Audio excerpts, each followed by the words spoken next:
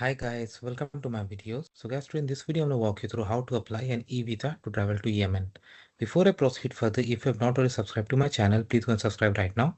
And also I would like to clarify, neither I am an immigration consultant nor I am a government body. So in case you take anything out of this, you do it at your own risk. Alright guys, so let's proceed.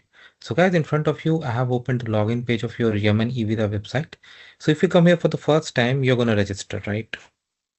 So what happens is when you click on register, you have to put name, surname, mobile number, email, confirm email, and you select a password.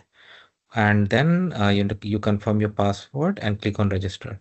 Then system sends like a verification email to the email account that you have entered, where you get two things, a code and a link.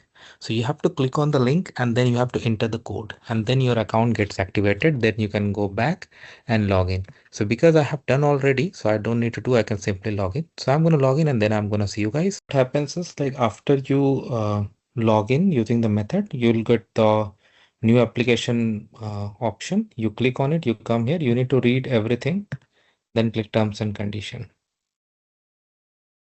Okay. Now it's asking you which visa type you want. So I select there's so many types of visa. I'll select visit visa. Yeah. Applicant category, I select individual. Travel reason, I select tourist. Stay address. So I'm putting sample because anyway, I'm not gonna submit this application. But if you have booked already hotel or if you're gonna stay with someone, you know the answer, right? So do that. Okay, personal information. First name, middle name, last name. Name in Arabic, they have also asked, but again, like it's not mandatory, so we can skip it. But you have Google, you can definitely do it. Right? Country of birth. Do it as per your own case. Don't see what I'm doing here. I mean, don't do what I'm writing here.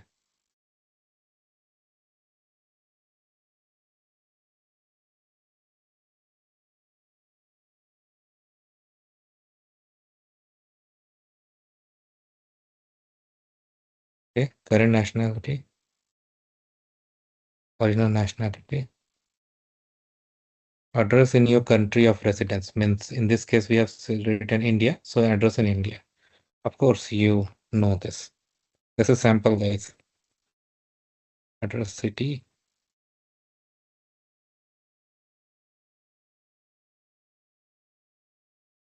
email address, phone number. So email address you should enter. It is sample, that's why I'm not entering. But anyway, they have your email address already. Phone number.